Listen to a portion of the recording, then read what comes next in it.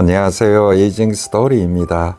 제가 사는 동네에 봄농사 준비가 한창인데요. 오늘은 오랜만에 전원생활 이야기를 해볼까 합니다. 요즘 언론 기사나 유튜브 영상을 보면 은퇴 후 전원생활만큼 부정적 주제가 또 있나 싶은데요. 어떤 금융 관계자는 은퇴 후 전원생활 꿈도 꾸지 말라며 유동성이 낮은 전원주택에 돈 쓰지 말고 현금 흐름을 고려해 금융 상품에 투자하라고 권유합니다. 부동산 관계자는 나이 들어 시골에 산다는 게 불편하다며 자산가치 고려해 도심 인근 타운하우스를 권유하기도 합니다. 이런 기사가 정말 전원생활 관련 기사일까요? 아니면 금융 상품이나 부동산 상품 소개 기사일까요? 일부 개인 유튜브는 시골 텃세 경험을 거론하며 전원생활이 해외 인민보다 더 어렵다고 말하기도 합니다. 심지어 시골에서 전원생활하려면 성격이나 체질이 맞아야 한다고 말하는 사람도 있습니다. 어떻습니까? 저도 시골 출신이고 지금도 도심 외곽에 집 짓고 13년을 살고 있는데요. 이런 기사나 영상 제목을 보면 심리학에서 말하는 소위 부정성 편향 심리를 이용한 어그로성 기사나 유튜브 영상이라고 생각하고 평소 무시하는 편인데요. 부정성 편향은 이전 영상에서도 말씀드렸듯이 사람들은 긍정적 소식보다는 부정적이거나 불행한 소식에 마음이 더 끌린다는 심리적 경향성을 말합니다. 얼마 전 포털에서 한 중앙일간지 칼럼을 보고서 오늘 영상을 만들어 보았습니다. 칼럼 제목은 은퇴 후 전원생활인데요. 간단히 소개하면 내용은 이렇습니다.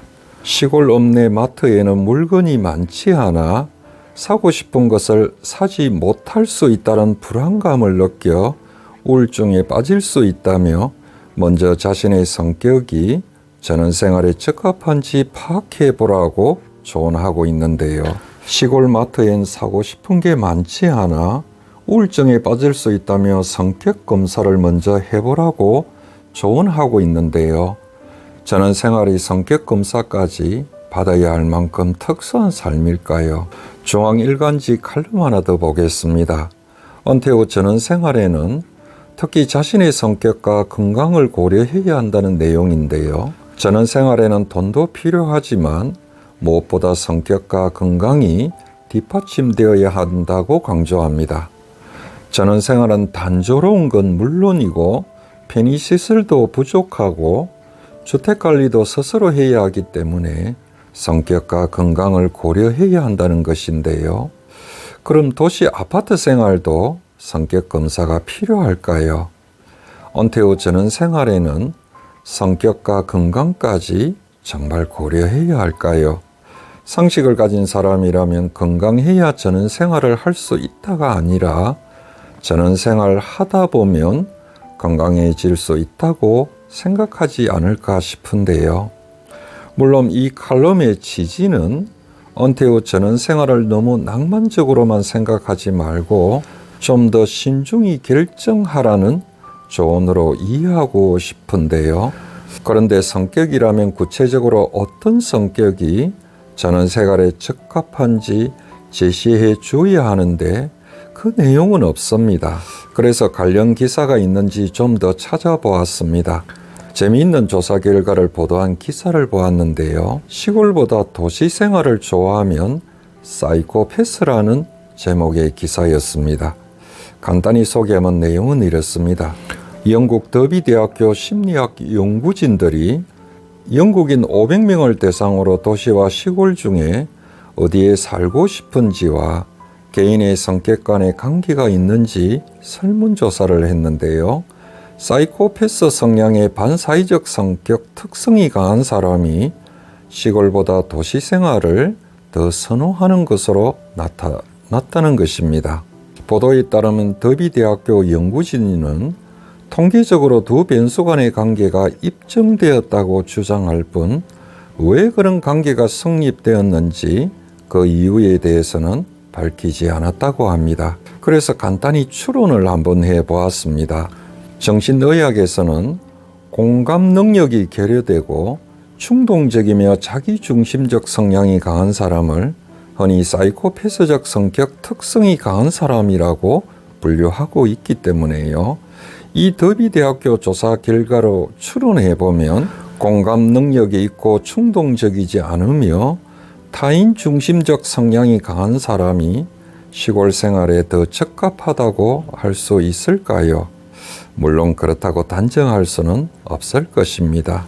아무리 생각해봐도 주거지와 개인의 성격 간에 진정 관련성이 있을까 싶습니다.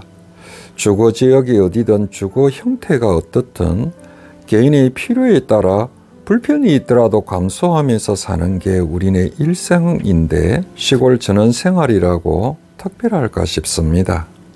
오늘 영상은 한 심리학자가 말한 은퇴를 받아들이는 성격 유형을 소개하며 마무리할까 합니다. 은퇴를 받아들이는 성격은 크게 5가지 유형으로 분류해 볼 수 있다고 하는데요. 첫 번째로 현실을 그대로 받아들이고 일상생활에 만족하는 성숙형이 있고요. 두 번째는 은퇴를 무거운 책임에서 벗어나 조용한 삶을 살고 싶어하는 은둔형. 세 번째는 은퇴 후에도 계속해 사회 활동을 하려고 노력하는 무장형. 네 번째는 은퇴 후 자신의 모습을 받아들이지 못하고 지나치게 비통해하는 분노형. 다섯 번째는 자신의 무능력으로 이렇게 되었다고 후회하는 자학형이 있다고 합니다. 이 5가지 성격 유형을 은퇴 후 전원 생활과 연계시켜 추론해 보면 어떤 성격이 전원 생활에 좀 더 도움이 될까요? 오늘은 여기까지 하겠습니다. 시청해 주셔서 감사합니다.